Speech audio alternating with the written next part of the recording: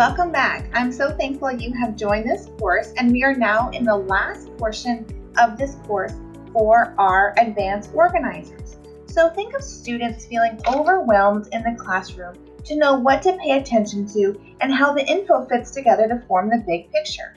This is where graphic organizers and advanced organizers can provide an organized conceptual framework for students to organize all this information strategically. So we're going to show you a quick strategy on how you can show, organize, and summarize, as well as show you some SOS graphic organizers that you can use in your Schoology courses and classroom. So this tool will help us use graphic organizers before, during, and after instruction to save our students from drowning in that sea of information they see every day.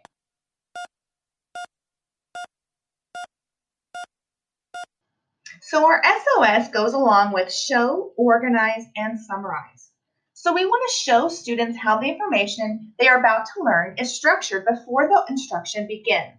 And then as they're learning through chunking, we want students to organize the information they acquire during the lesson using their organizers to review and then finally summarize. So we want to ensure that students are being taught to take accurate, complete, and concise notes by modeling the process. We can do this by making sure we pause and present each chunk, as well as pause so students have that understanding. Then students can review and process the information within their own organizer. Don't forget, this is also a great time that you can pose questions while students are organizing and summarizing the information they need to know for the lesson.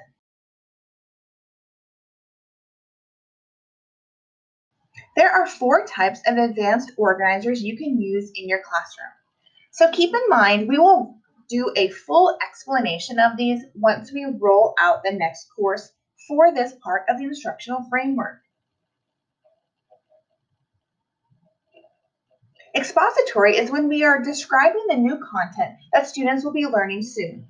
A narrative is when we present the information to students in a story format before giving them information. Skimming is a great way to have students get a general impression before reading. And of course, there's a graphic organizer, which is a non-linguistic representation. We can use these when we are going through our lesson. However, if you use an organizer before a lesson is taught, it is then called an advanced organizer. Make sure when you're using an advanced organizer or graphic organizer that the students understand the purpose behind the organizer. And keep in mind, you can use ones that are pre-made or you can always design your own from scratch. Let's now take a look at a document that will be available to you as you use advanced and graphic organizers. So remember, we want to introduce the graphic organizers before a lesson, set the purpose of previewing and preparing students for the learning to come. Remember, advanced and graphic organizers are a great way to have students represent and organize information both linguistically as well as non-linguistically. Don't forget to model the process of good note-taking by providing teacher-generated notes for students to look at and learn from, and note-taking templates, which we've provided here for you to start with, that call students' attention to important information. We want students to understand and use the critical elements of common organizational structures to summarize important information, which we can do here. So we can then use our graphic organizer to recall any prior knowledge. With that, include the learning activities that we'll be doing during our lesson to help them organize the information, which will then generate the new information, and they are able to receive it in an organized manner. So also note that when you're using a graphic organizer before a lesson as a preview, it is then considered an advanced organizer, and you can then use it throughout your whole lesson. Let's take a look at an advanced organizer you can use. So when you click on one of these, it's actually going to make a copy within your drive. And you can then edit it however you would like, and you can add it to your Schoology course. So for instance, this one could be used in a classroom and where each student would get their own slide.